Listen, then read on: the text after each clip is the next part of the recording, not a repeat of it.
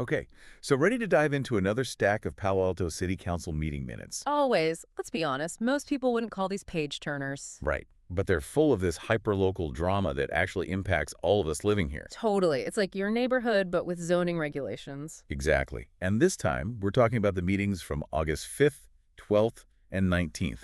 Buckle up, because we found some real gems in there.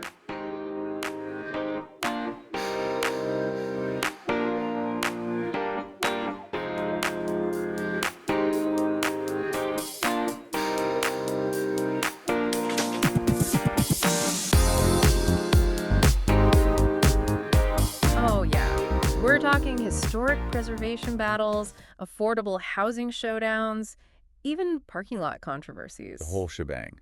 So, for anyone who hasn't been glued to these minutes like we have, what should they be listening for? Like, what are the big takeaways this time around? I think the theme, if we had to give it one, is the tension between old Palo Alto and the new. You know how a city with so much history makes room for, well, Silicon Valley. Yeah. And we see that playing out right off the bat with the Historic Resources Board. Oh, yeah, that was interesting. Caroline Willis is stepping down. She's been a real advocate for, like, stronger preservation rules, even suggesting demolition protection. Which, as you can imagine, stirred up some strong feelings. People get protective of their property rights. For sure. But it's the candidates vying for her spot that really caught my eye. Yeah. We've got an architect who's obsessed with Bryant Park in New York. Interesting comparison, like trying to bring that East Coast elegance to Palo Alto. Right. Then there's a Stanford professor, Yeah. all about something called embodied carbon, which, Basically the carbon footprint of building materials. Yeah. Big concern these days, especially in sustainable architecture. good to know. And then, to shake things up even more, Barry Katz, a historian who straight up called those historical plaques pathetic gestures. Yeah, he wasn't holding back. But see, Katz is interesting. He wants to bridge that gap between Palo Alto's past and its tech present, like recognizing Silicon Valley's influence as something worth, preserving. That's such a fascinating concept. Could you imagine, like, a server farm being a landmark someday? It really makes you think about what we consider historic in a place like this. Totally. And for residents, these aren't just philosophical debates. These historic resource board decisions, they impact property values, development rights, the whole character of their neighborhoods. Yeah, it makes you realize those board meetings have some serious weight to them. Absolutely. And it reflects this larger question so many cities are grappling with.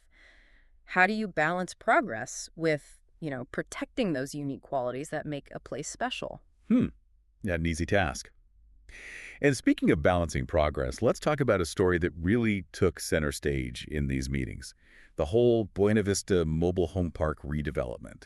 Oh, yeah, that's a complicated one. Gets to the heart of some really tough issues. It does. So we're talking about replacing these older mobile homes with new ones and adding a 61-unit apartment building. Sounds like a win-win on paper, right? More affordable housing, better living conditions. You'd think so, except then you bring in the human element, the residents themselves. And that's where things get, well, less clear-cut. Yeah, and way more emotional. Right. Some residents were, let's just say, not thrilled about these plans. To put it mildly, they actually accused the housing authority of, intimidation tactics, unfair appraisals, basically not being straight with them about what was happening. Which is a really tough accusation to hear. And it gets to this bigger question of, like, who are these projects actually benefiting? Right. Is it about providing more affordable housing, or is it about meeting deadlines, securing funding? Yeah. Sometimes it feels like those things are at odds. Yeah, and you have to wonder, like, how much say do residents really have in all of this? And even beyond that, how comfortable do they feel speaking up? I mean, one resident, Mara Esquivel, she actually said that some of her neighbors were too afraid of retaliation to voice their concerns publicly. Wow. That speaks volumes right there. Yeah, it really highlights the power imbalance at play. You've got these residents, many of whom have called Buena Vista home for years, maybe even decades, now facing displacement, uncertainty. Right. And in a city like Palo Alto, where affordability is already a huge issue, it's not just about losing a house, it's losing a lifeline. Exactly. And this is where I think Councilmember Koo really surprised people. She's generally very pro-affordable housing, but even she seemed, well, conflicted. She went out of her way to acknowledge the residents' anxieties about all this. She even apologized for talking about demolition in front of them. Which, I mean, A small gesture, maybe, but it kind of showed that she understood this wasn't just about square footage and budgets. These were real people's lives. it's kind of wild how these meetings jump from like these really heartfelt resident stories, to super specific city planning stuff. Right, like 1 minute it's affordable housing, the next gets parking regulations. Exactly. Speaking of which, that was another hot topic in these meetings. Specifically, the plan to remove parking on El Camino Real. Ah, yes. The battle of the bike lanes. Always a crowd pleaser. Tell me about it. But it's more than just bike lanes versus parking, right? Hmm. It's about, well, what kind of city do we want to be? Exactly. It forces you to prioritize walkable neighborhoods or easy access for cars, supporting local businesses, or, encouraging alternative transportation. Right, and the city's stuck trying to make everyone happy, throwing out ideas like employee parking permits in residential areas, more buses, maybe even those little shuttles. It's like they're trying to put out a fire with thimbles. A lot of these solutions, they feel kind of Band-aidy, exactly like they address the immediate problem, but not the larger issue. which is. Well, how do we plan for the future, right? Palo Alto's growing. People want to live here, work here, shop here, but something's got to give. We can't keep adding cars without consequences. It's like that game, what is it called, Tetris, where you got to keep making things fit, but That's eventually. exactly. Eventually, it's game over. And speaking of things not fitting, remember the Castilla school expansion? Oh, yeah, that was back on the agenda. What happened there? More traffic concerns. Yep.